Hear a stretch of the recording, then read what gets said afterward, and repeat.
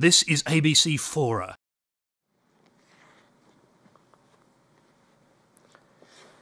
May 29th, 1913 was an unusually hot day for Paris in the spring. The temperature reached 85 degrees.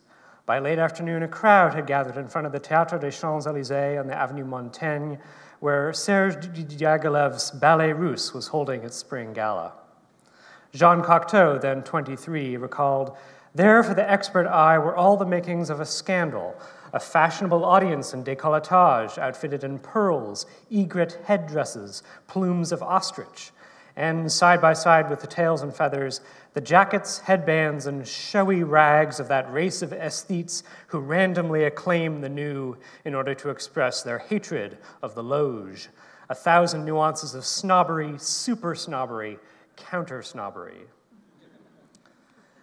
The better-heeled part of the crowd had grown wary of Diaghilev's methods. Disquieting rumors were circulating about the new musical work on the program, The Rite of Spring, by the young Russian composer Igor Stravinsky, and also about the matching choreography by Nijinsky. The theater, then brand new, caused a scandal of its own. With its steel concrete exterior and amphitheater-like seating plan, it was deemed too severe, too Germanic. One commentator compared it to a zeppelin moored in the middle of the street. Diaghilev, in a press release, promised a new thrill that will doubtless inspire heated discussion. He did not lie. The program began not innocuously with a revival of the Ballet Russe's Chopin fantasy Les Sylphides. After a pause, the theater darkened again, and high, falsetto-like bassoon notes floated out of the orchestra, strands of melody intertwined like vegetation bursting out of the earth. A sacred terror in the noonday sun, Stravinsky called it in a description that had been published that morning.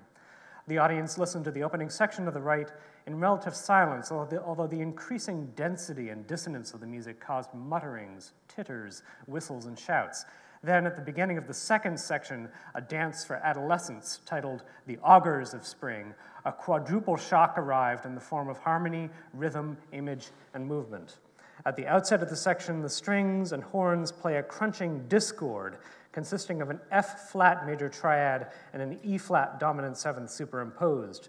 They are one semitone apart, and they clash at every node. A steady pulse propels the chord, but accents land every which way on and off the beat.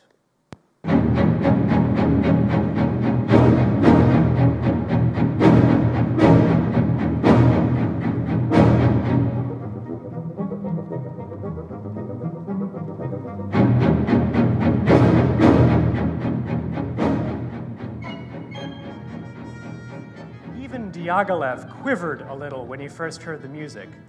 "Will it last a very long time this way?" he asked. Stravinsky replied, "Till the end, my dear." The chord repeats some 200 times. Meanwhile, Nijinsky's choreography discarded classical gestures in favor of near anarchy. As the ballet historian Lynn Garofalo recounts, the dancers trembled, shook, shivered, stamped, jumped crudely and ferociously, circled the stage in wild corvodes. Behind the dancers were pagan landscapes painted by Nicholas Roerich, hills and trees of weirdly bright color, shapes from a dream. Howls of discontent went up from the boxes where the wealthiest onlookers sat. Immediately, the aesthetes in the balconies and the standing room howled back. There were overtones of class warfare in the proceedings. The combative composer Florent Schmitt was heard to yell either "Shut up, bitches of the 16e," or "Down with the whores of the 16e," a provocation of the grande dame of the 16th arrondissement. The literary hostess Jean Mühlfeld, not to be outmaneuvered, exploded into contemptuous laughter. Little more of the score was heard after that. Gertrude Stein recalled, "One literally could not, throughout the performance, hear the sound of music. Our attention was constantly distracted by a man in the box next to us flourishing his cane, and finally, in a violent altercation with an enthusiast in the box next to him, his cane came down and smashed the opera hat the other had just put on in defiance. It was all incredibly fierce."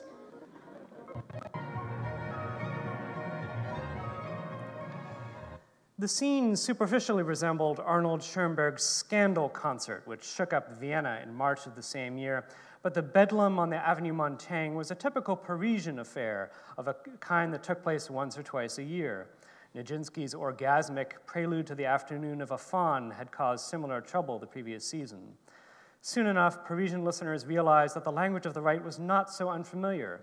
It teemed with plain-spoken folk song melodies, common chords and sparring layers, syncopations of irresistible potency. In a matter of days, confusion turned into pleasure, boos into bravos. Even at the first performance, Stravinsky, Nijinsky, and the dancers had to bow 4 or 5 times for the benefit of the applauding faction. Subsequent performances were packed, and at each one, the opposition dwindled. At the second, there was noise only during the latter part of the ballet. At the third, vigorous applause and little protest. At a concert performance of the right 1 year later, unprecedented exaltation and a fever of adoration swept over the crowd, and admirers mobbed Stravinsky in the street afterward in a riot of delight. This is ABC Fora.